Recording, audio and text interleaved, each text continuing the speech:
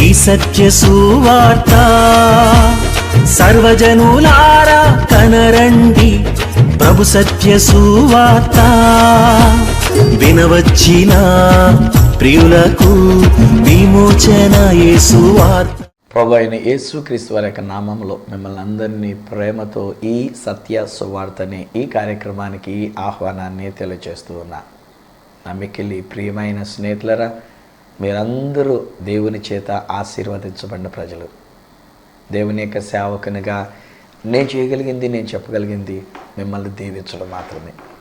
మీరు దీవించబడ్డారు, మీరు దీవెనకరంగా ఉంటూ ఉన్నారు. ఆ దేవదేవుని యొక్క దీవెనలు మీతో, మీ కుటుంబంతో ఉంటూ ఉన్నాం. But let us not forget the presence of God. దేవుని యొక్క సన్నిధిని మనం మర్చిపోవద్దు. దేవుని యొక్క సన్నిధికి వెళ్ళటం నిర్లక్ష్యం చేయవద్దు. మీరు ఏ ఊరిలో నుండి ఈ కార్యక్రమాన్ని చూస్తున్నారో, ఎక్కడుండి ఈ కార్యక్రమాన్ని చూస్తున్నారో, మనం దేవుని ఆలయానికి వెళుతూ ఉండాలి.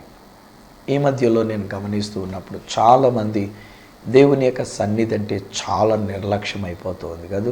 ఆదివారం నాడు గుడికి వెళ్ళాలంటే బోరు కొడుతున్నట్టుగా ఉంటూ ఉంది. ప్రతి ఆదివారం దేవుని యొక్క సన్నిధికి వెళ్ళాలంటే మనం ఇంకొక పని పెట్టుకుంటూ ఉన్నాము, నిర్లక్ష్యం చేస్తూ ఉన్నాం. హెబ్రీ గ్రంథకర్త అంటాడు కదా, ఆ దినము సమీపించటం మీరు చూస్తున్న కొలది మరి ఎక్కువగా మీరు సమాజముగా కూడటం అనేటువంటిది చేయాలి. మనం దేవుని యొక్క సన్నిధిలో కూడుకునుట మనం చేయాలి. మనం అందరం దేవుని యొక్క ఆలయానికి వెళ్ళటం ఇది మనం జరిగించాలి.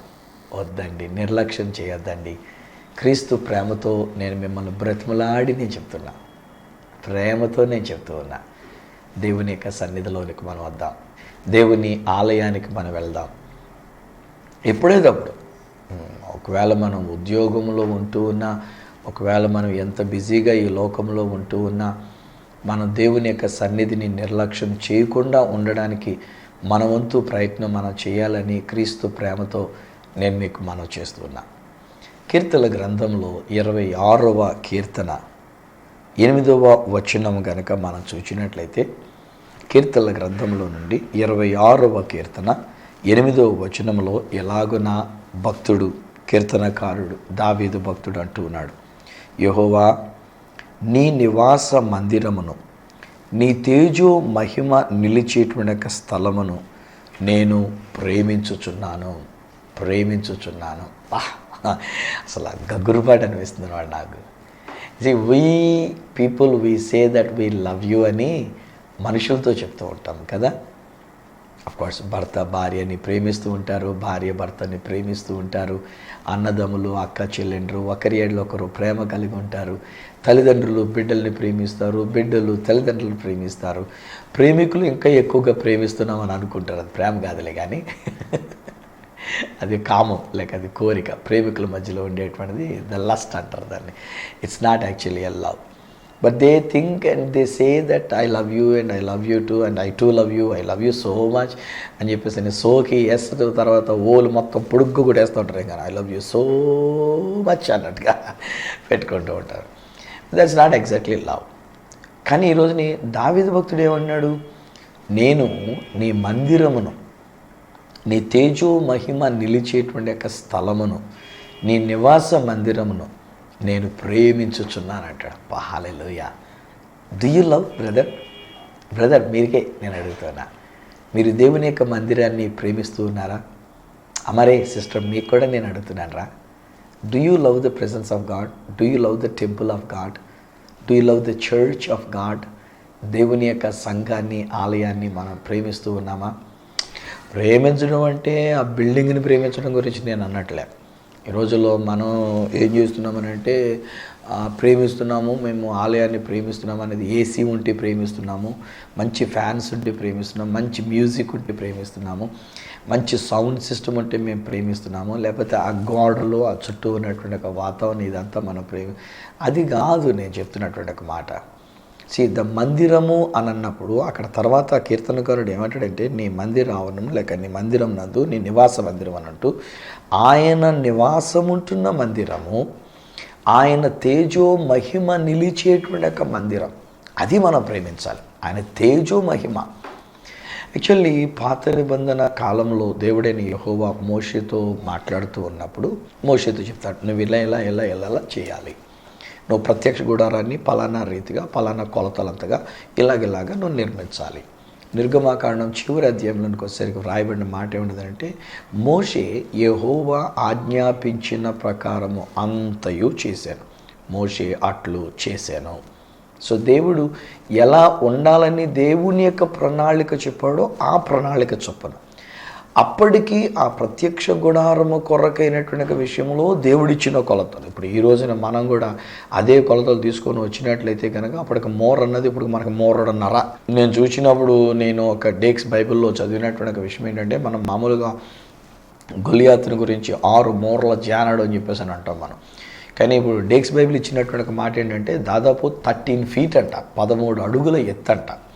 ఆ గొలియాతు ఉండేటటువంటి హైట్ 6 మూరల జానడు అంటే 6 మూరలు అంటే 12, 2 అడుగులు చొప్పున ఉంటే ఒక్కొక్క మూర. సో 12 అడుగుల ప్లస్ ఈ జానడు అనేటువంటిది ఇంకొక అడుగు కలిపితే దాదాపు 13 అడుగుల ఎత్తు అని చెప్పేసి అని అంటారు. సో ఈ రోజుని అక్కడేదో దేవుడు చెప్పాడు కనుక ఆ కొలతల ప్రకారంగా ఎన్ని మూరలో ఎన్ని అడుగులు ఎత్తు, ఎన్ని అడుగులు ఇదే అని చెప్పేసి ఇది కాదు అక్కడ దేవుని యొక్క ఉద్దేశం. ఆ దేవుని యొక్క ఆలోచన, దేవుని యొక్క ఉద్దేశం దేని గురించి మాట్లాడుతున్నాడు అంటే, ఆయన అప్పటిగా కొలత చెప్పాడు. ఆయన చెప్పిన కొలత ప్రకారంగా ఆయన ప్రత్యక్ష గుడారాన్ని కట్టి ఉన్నాడు. So just according to what the Lord is saying to us.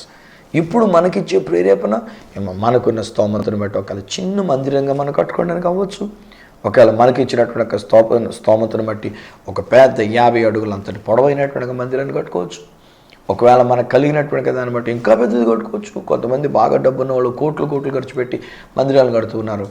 But let us not worship that building, let us not love that బిల్డింగ్ని కాదు మనం ప్రేమిస్తున్నటువంటిది, ఆయన యొక్క మహిమ, ఆయన యొక్క సన్నిధి, ఆయన యొక్క నివాసం, ఇది మనం ప్రేమించవలసిన వారమై ఉంటూ ఉన్నాం. అక్కడ ఏం జరిగింది? ఎప్పుడైతే మోషే దేవుడు చెప్పిన ప్రకారంగా చేసి ఉన్నారో బైబిల్ చెప్తున్న మాట ఏంటంటే, దేవుని యొక్క మహిమ ఆ మందిరంలోనికి దిగి వచ్చిందంట. హల్లెలూయా. ఈరోజు నా ప్రియ స్నేహితులారా, whether it is thatched house కావచ్చు, తాటేకులు ఇల్లు, ఇప్పుడు ఈ రోజుల్లో లేవులేండి, తాటాకులతో కూడినటువంటి అంటూ లేవులేండి. ఒకవేళ ఎక్కడైనా ఒక తాటి ఆకుల మందిరం ఉంటే అదైనా, పెంకుట్లతో కట్టినటువంటి ఒక మందిరమైనా, రేకులతో వేసినటువంటి ఒక మందిరమైనా, ఆర్సీ స్లాబ్ అనేటువంటి రీతిగా ఒక మంచి సిమెంట్ స్లాబ్ వేసినటువంటి ఒక మందిరం అయ్యున్నా, ఎయిర్ కండిషన్డ్ మందిరం అయ్యున్నా, ఎనీథింగ్ అండి. నాకు కావాల్సింది నేనేమంటానంటే లోపల దేవుని యొక్క మహిమను మనం చూడాలి. ఈ రోజుల్లో ఎయిర్ కండిషన్ చర్చిలో ఉండొచ్చు, లోపల అసలు దేవుని యొక్క మహిమే ఉండకపోవచ్చు. ఈ రోజుల్లో మనం చూసినట్లయితే చాలామంది కోట్ల రూపాయలు ఖర్చు పెట్టి మందిరాలు కడుతున్నారు.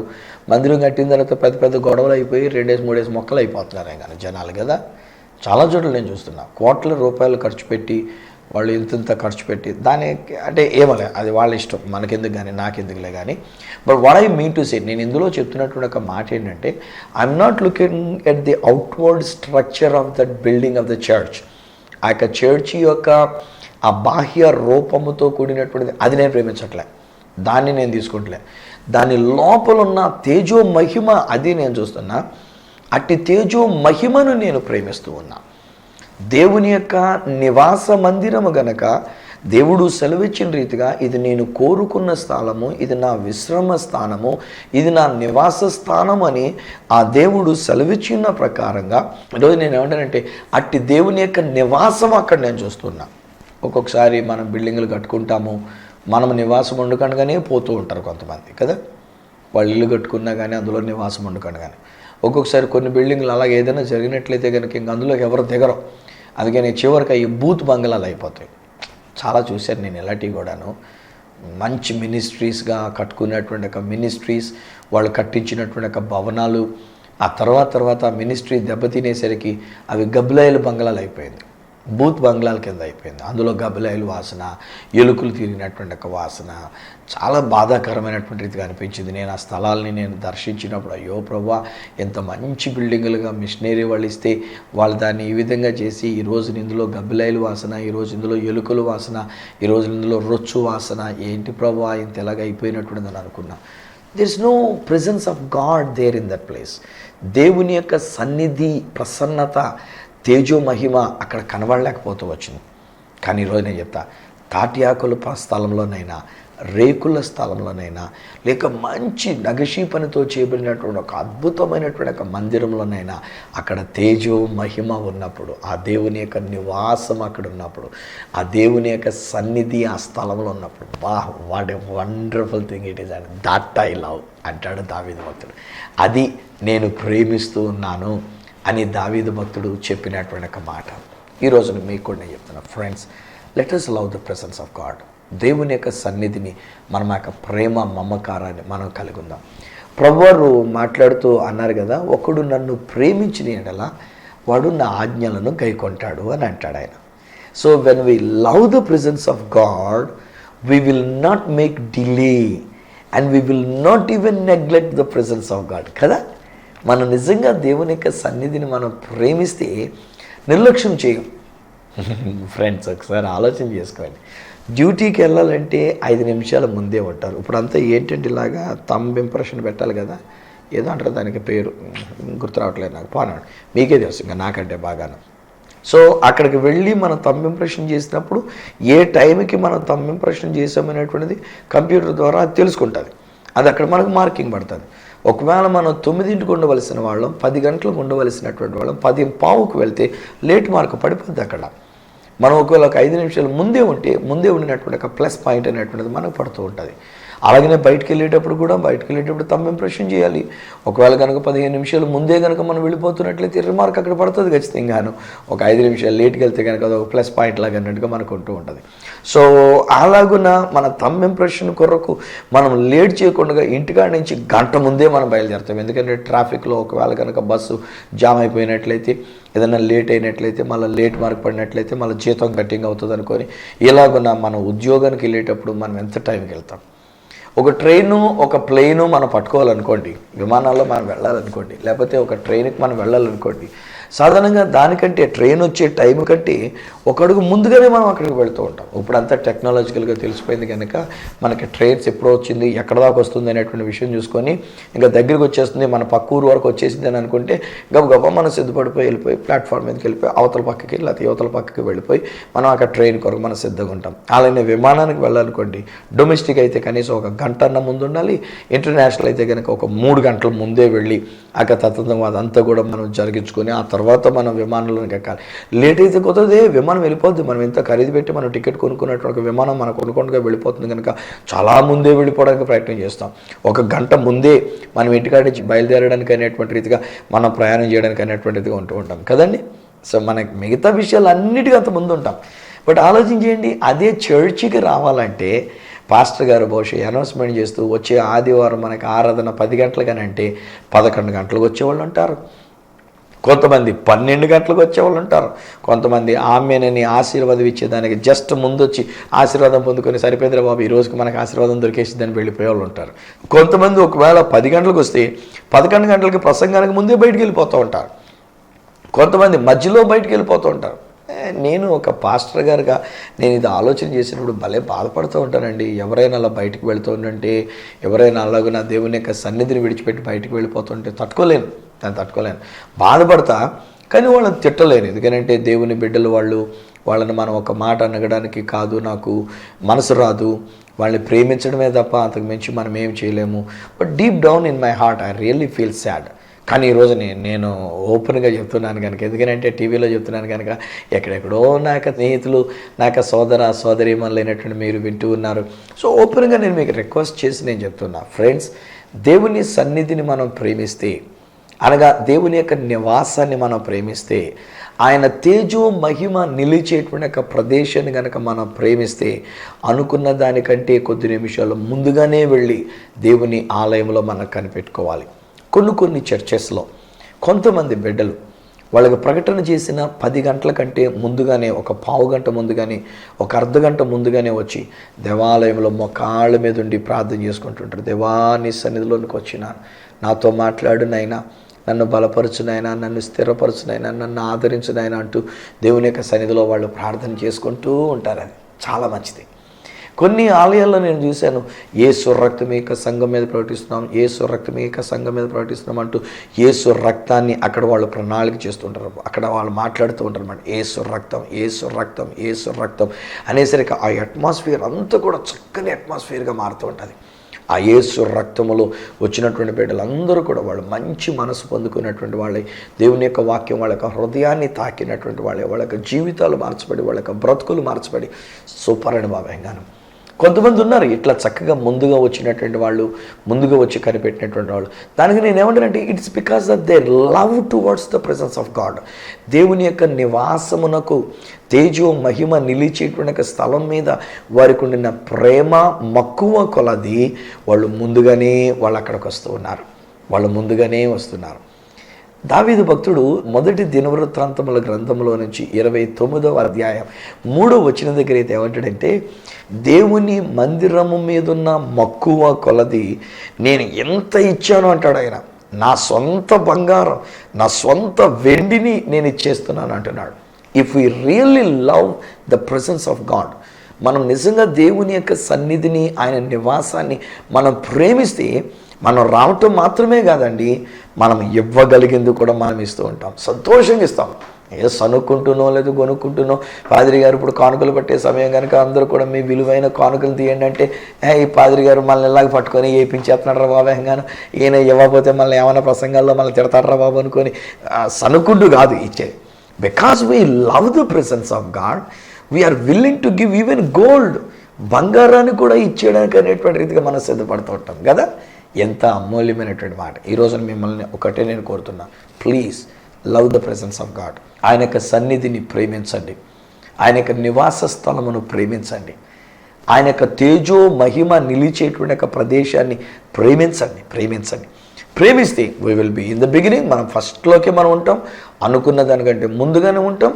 రెండోది మనం ఇవ్వగలిగింది మనం ఇస్తాం. మూడోది నేనంటాను, చివరి వరకు మనం వెళ్ళము.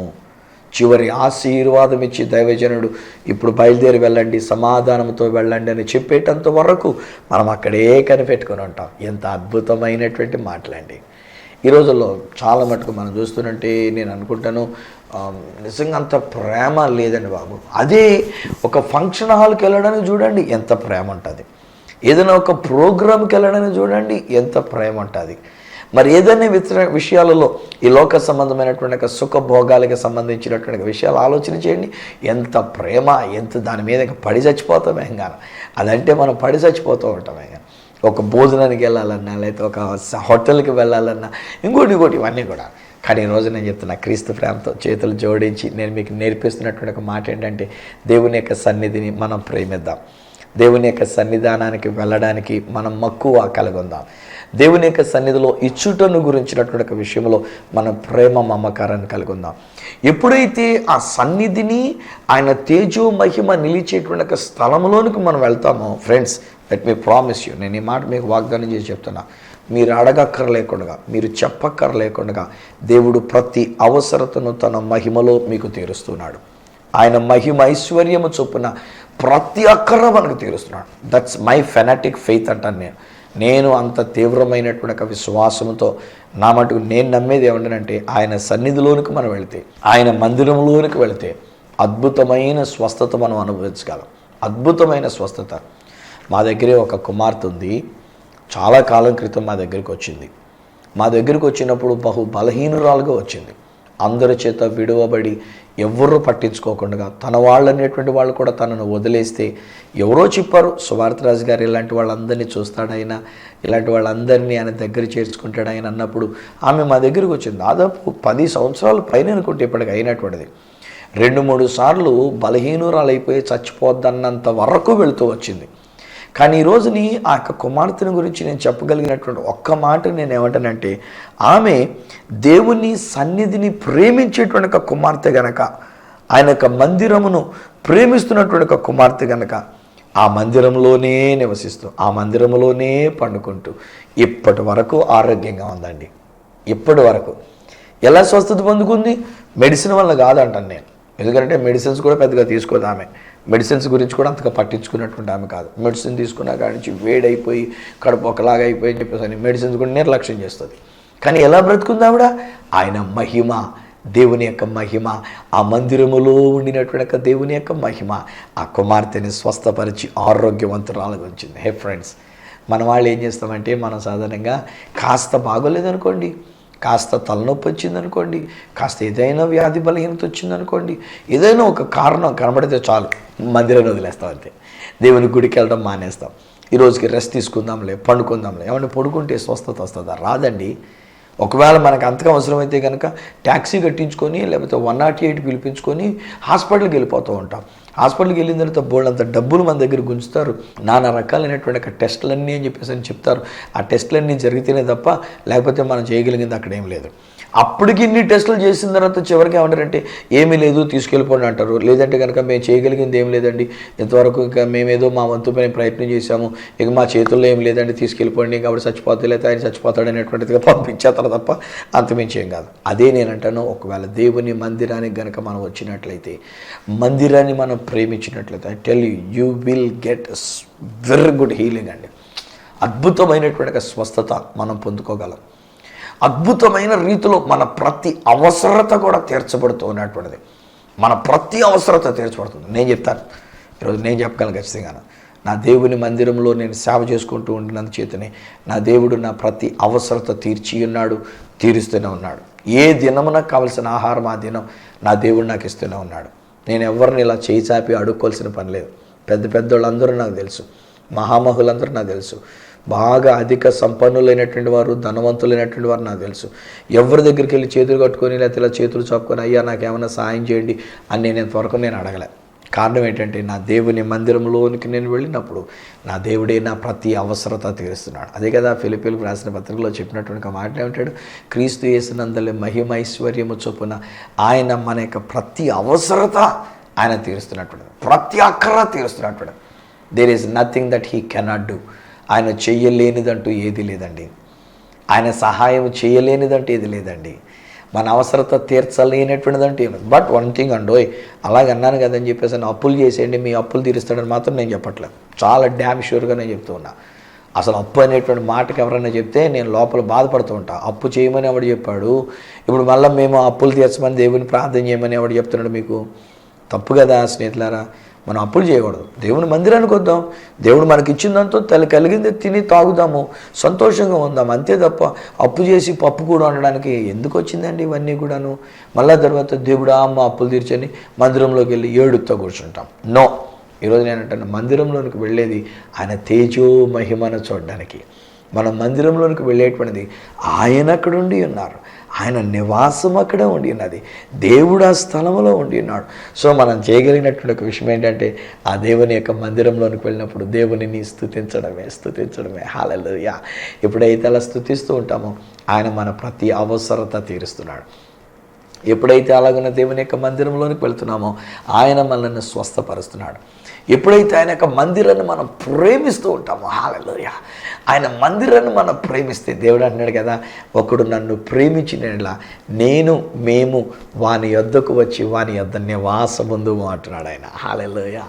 అక్కడ శిష్యులైనటువంటి వారు యేసుప్రభుని అడుగుతారు, యేసుప్రభా నువ్వు అందరికీ కనబడకుండా మాకే ఎందుకు నువ్వు కనబరుచుకుంటూ ఉన్నావు, మాకే ఎందుకు నువ్వు ఇలా కనబడుతున్నావు అని అంటే, అప్పుడు ప్రభు చెప్పినటువంటి ఒక మాట యోహాను సువార్తలో అంటున్నటువంటి మాట ఏమంటారంటే, ఒకడు నన్ను ప్రేమించిన ఎడల నేను వాని యొద్దకు వచ్చి నివాసముందు. ఒకడు నన్ను ప్రేమించిన ఎడల, తర్వాత అంటాడు కదా, మేము అంటే తండ్రి అయిన దేవుడు, కుమారుడైన దేవుడు, పరిశుద్ధాత్మైనటువంటి దేవుడు స్వయంగా ఆయనే వచ్చి మనతో నివాసం అన్నాడు. It is one thing when we go to the temple of God. దేవుని ఆలయంలోనికి మనం వెళ్ళినప్పుడు మనం ఆయనను ప్రేమించి, ఆయన సన్నిధిని ప్రేమించి, ఆయన యొక్క నివాసాన్ని ప్రేమించి, ఆయన తేజో మహిమను ప్రేమించి వెళ్ళటం ఒక వంతు అయితే, మనం అక్కడికి వెళ్ళినందు చేత ఇప్పుడు దేవుడు తన ప్రేమ కొలది ఏం చేస్తున్నాడంటే, ఆయన వచ్చేసి మనలో నివాసం అంటున్నాడు, మన ఇంటిలోనికి వచ్చి నివాసం అన్నాడు. హల్లెలూయా, హల్లెలూయా. సో ఒక చిన్న ఇల్లస్ట్రేషన్ చెప్పి మీ కొరకు నేను ప్రార్థన చేస్తాను. ఇల్లస్ట్రేషన్ అంటే బైబిల్లో జరిగినటువంటి ఒక విషయమే కదా. లూకా సువార్త 19వ అధ్యాయంలో జక్కయ్య అనేటువంటి ఒక ధనవంతుడు ఉన్నాడు. యేసు ప్రభు ఎవరో చూడాలని ఆశపడి ఉన్నాడు. తీరా చూస్తే యేసు ప్రభుని చూడనివ్వలేదు ఆ ఊరిలో ఉన్నటువంటి ఒక ప్రజలందరూ కలిసి. రెండోది ఆయన కూడా కాస్త పొట్టివాడుగా ఉన్నందుచేత పైకెక్కి చూద్దామన్నా ఎక్కడ కనబడలే యేసు ప్రభు ఆయనకి. సో అప్పుడు ఆయన ఒక చెట్టు ఎక్కి ఆ చెట్టు మీద కూర్చొని యేసు ప్రభు ఇదే మార్గం గుండా వస్తాడు కదా, ఆ చెట్టు మీద నేను చూడొచ్చు అనుకుని ఆ చెట్టు యొక్క ఆకులలో ఆ కొమ్మల్లో దూరి అక్కడి నుంచి చూస్తున్నాడు. అయితే బైబిల్ గ్రంథంలో లోకాసు వార్త 19వ అధ్యాయం 5వ వచనంలో ఏమని వ్రాయబడిందంటే, యేసు ఆ చోటికి వచ్చి, యేసు ఆ జక్కయ్య ఉన్న చోటి వరకు వచ్చి కనులెత్తి చూచి ఆ జక్కయ్యని అంటాడు, జక్కయ్య త్వరగా దిగు, నేడు నేను నీ ఎంట ఉండవలసి ఉన్నది. నీవు నన్ను చూడాలనుకున్నావు, నేను నిన్ను చూసుకుంటూ వచ్చా. నీవు నన్ను వెతుకుతూ వచ్చినావు, నేను నిన్ను వెతుక్కుంటూ వచ్చినా. నిన్ను రక్షించడానికి నేను వచ్చి ఉన్నా. ఇప్పుడు కేవలం చెట్టు మీద ఉంటే కాదు జక్కయ్య, రా నీ ఇంటికి వస్తాను రా, నీ ఇంటికి వస్తాను రా. నేను చాలాసార్లు చాలామందికి ఈ మాట వాగ్దానం చేస్తూ ఉంటా. నేను ఎప్పుడైనా ఒకవేళ మీ ఊరు గుండా నేను వెళుతుండంటే, ఊరు మీదుగా నేను వెళుతుండంటే మీరు పిలవకపోయినా నేను వచ్చేస్తాను, నాకు సిగ్గులేదు. ఒక్కొక్కసారి మా వాళ్ళు కొంతమంది నా అభిమానులు అంటారు, అయ్యా మీరు అలా వెళితే మీ పరుగు పోద్దండి, వాళ్ళు పిలవకుండా వెళ్ళొద్దండి, వారు పిలవాలి, పిలిచిన తర్వాత కూడా మీరు కొంతకాలం బెట్టి చేయాలి, వస్తానులే తర్వాత చూస్తానులే ఇప్పుడు ఎప్పుడే ఖాళీ లేదని చెప్పేసి అలా చేయాలి, ఆ తర్వాత వెళ్తే వాళ్ళకి ఆ యాంగ్జైటీ పెరిగి మీరు వెళ్ళటం వల్ల వాళ్ళకి ఏదైనా జరుగుద్ది అంటారు. నాకు అంత సీన్ ఏం లేదు, నేనే వెళ్ళిపోతా కావాలండి. ఎందుకంటే నా యేసయ్య కూడా ఆయన బెట్టు చేయలే, ఆయన చూస్తానన్న వాడికి కనబడకుండా ఆయన దాక్కొని పక్క నుంచి వెళ్ళిపోలే. అక్కడ జక్కయ్య యేసు ఎవరో చూడాలని ఆశపడితే యేసుప్రభు అక్కడికి వెళ్ళి ఆ జక్కయ్యను కలుసుకుని ఆ ఇంటిలోనికి వచ్చి ఆ ఇంటికి రక్షణ ఇచ్చినాడు. ఈరోజు నేను అంటా స్నేహితులారా, నీవు ఎప్పుడైతే దేవుని మందిరాన్ని ప్రేమించి వస్తావో, దేవుని యొక్క నివాసాన్ని ప్రేమించి వస్తావో, ఎప్పుడైతే ఆయన యొక్క సన్నిధిని ప్రేమించి, ఆయన తేజో మహిమను ప్రేమించి ఆయన మందిరంలోనికి వస్తావో, ఆయన నీకు స్వస్థతనివ్వడం మాత్రమే కాదు, నీ అక్కర్లను తీర్చడం మాత్రమే కాదు, నిన్ను ఆశీర్వదించి మీకు మీ ఇంటి వారందరికీ ఆయన మీ ఇంటిలోనికి వచ్చి మీకు రక్షణ అనుగ్రహిస్తున్నాడు. హల్లెలూయా. ప్రార్థన చేసుకుందామా? తండ్రి నీకు వందనాలు, నీకు స్తోత్రాలు మేము చెల్లించుకుంటున్నాం. నీ మందిరాన్ని ప్రేమించడం దావీదు భక్తుడు అంటాడు, ఆయన ప్రేమించాడు. ప్రేమించి నీ మందిరం మీద ఉన్న మక్కువ కొలిది ఎంత ఇచ్చాడైనా, ఆయన ప్రేమించి నీ మందిరం కొరకు ఎన్ని పనులు సిద్ధం చేసి ఉంచినాడైనా, నీ మందిరంలో ఉండడానికి ఒక్క వరం అడుగుతున్నానని చెప్పేసి అని అంటాడు. నీ యొక్క నివాస మందిరంలో దివారాత్రములు నేను ఉంటాను, ఆయన యొక్క మందిరంలోనే చిరకాలం నేను నివాసం ఉండేది అని ఎన్నెన్ని మాటలు దావీదు భక్తుడు సెలవిచ్చినటువంటి ఒక మాటలు. ఆ ప్రకారంగా ఈ రోజున మేము కూడా నాయన నీ మందిరాన్ని ప్రేమించే భాగ్యం మాకు ఇచ్చినందుకు నీకు వందనాలు. మేము ప్రేమించగలిగినంతగానే, మరి అంత ఎక్కువ ప్రేమించలేకపోతున్నాం, కానీ ప్రేమించగలిగినంత ప్రేమిస్తున్నాం కనుక టైం ప్రకారంగా గుడికి వెళ్తాం. ప్రేమిస్తున్నాం కనుక అయ్యేటంత వరకు బయటకు రాము. మేము ప్రేమిస్తున్నాం కనుక మేము ఇవ్వగలిగినటువంటి ఒక కానుకలు ఇచ్చి మేము నిన్ను మహిమపరుస్తూ ఉన్నాం. మేము అలా చేసినందుచేత నీ తేజో మహిమ మాకు స్వస్థతనిచ్చినది. నీ తేజో మహిమలో మా అవసరతలన్నీ తీర్చబడినవి. నీ యొక్క తేజో మహిమలో నువ్వు మా ఇంటిలోనికి వస్తున్నావు నాయన. ఆ మహిమ మా ఇంటిలోనికి వచ్చి ఇంటిల్లిపాదికి రక్షణ నువ్వు అనుగ్రహిస్తున్నావు గనక తండ్రివైన దేవా నీకు వందనాలు, నీకు స్తోత్రాలు. ఈ బిడ్డలను నేను దీవిస్తున్నా. ఇది మొదలుకొన్నైనా మేము నిత్యము నీ సన్నిధిని ప్రేమించున్నట్లుగా, ప్రేమించి మేము చేయవలసిన పనులు మేము చేయునట్లుగా నీ కృప ఈ బిడ్డలకు నీవు ఇచ్చినందుకు నీకు స్తోత్రాలు చెల్లించుకుంటూ యేసు శక్తిగల నామమున ప్రార్థించి పొంది ఉన్నాము తండ్రి, ఆమేన్. తండ్రి, కుమార, పరిశుద్ధాత్మలను దేవదేవుని దీవెన ఆశీర్వాదం ఆయన బిడ్డలుగా మీకు మీ కుటుంబములకును నిత్యము తోడయుండి మిమ్మల్ని కాపాడి సంరక్షించును గాక. ఆమేన్, ఆమేన్. వాళ్ళ స్నేహితులారా, మీరు దేవుని మందిరాన్ని ప్రేమించడం మొదలు పెడుతున్నారు కనుక ఇది మొదలుకొని ఆయన మందిరాన్ని ప్రేమించినప్పుడు టైం ప్రకారంగా వెళ్ళండి గుడికి. ఏంటి? Very good, thank you very much. అయ్యేటంత వరకు కూడా తొందరపడి బయటకు రావద్దు, ఏది ఏమైనా సరే బయటకు రావద్దు. అలానే దేవుని యొక్క మందిరం కంటే మిగతా దేనికి మనం ప్రాధాన్యతనవద్దు. అది పరీక్షలైనా, అది ఉద్యోగమైనా, ఇంకోటైనా ఆయన మందిరాన్ని ప్రేమించే వారంగా మనం ఉందాం. తత్ఫలితం ఆయన యొక్క మహిమలో మన ప్రతి అవసరతలు తీర్చబడుతున్నాయి, స్వస్థత కలుగుతుంది, మన ఇంటిల్లిపాదికి రక్షణ కలుగుతుంది. ఈ విషయంలో మీరు పొందుకున్న మేలులో నాతో పంచుకోవాలని కోరుకున్నట్లయితే నా అడ్రస్ ఈ సత్య సువార్త, సామర్లకోట 533440, తూర్పుగోదావరి జిల్లా, ఆంధ్రప్రదేశ్. అడ్రస్ మరొకసారి చెప్తూ ఉన్నా, ఈ సత్య సువార్త, సామర్లకోట్ 533440, ఈస్ట్ గోదావరి డిస్ట్రిక్ట్, ఆంధ్రప్రదేశ్. అప్పటికి ఒకవేళ నాతో మీరు ఫోన్లో మాట్లాడాలని కోరుకున్నట్లయితే నా ఫోన్ నెంబర్స్ 9848110907 9440040992 8885522766. ఒకవేళ నాకు ఈమెయిల్ చేయాలనుకున్నట్లయితే నా ఈమెయిల్ ఐడి esatyasuvarta@gmail.com. మళ్ళీ వచ్చి వారం ఈ కార్యక్రమంలో మిమ్మల్ని కలుసుకునేటంత వరకు మిమ్మల్ని అందరినీ కూడా ఆయన సన్నిధిని ప్రేమించే మన యొద్దకు తన మహిమ ద్వారా అద్భుతమైన కార్యములను చేసే ఆ దేవాతి దేవుని చేతులకి మిమ్మల్ని అప్పగిస్తూ మీ దగ్గర సెలవు తీసుకుంటున్న మీ ప్రియ సహోదరుడు ఈ సత్య సువార్త రాజు.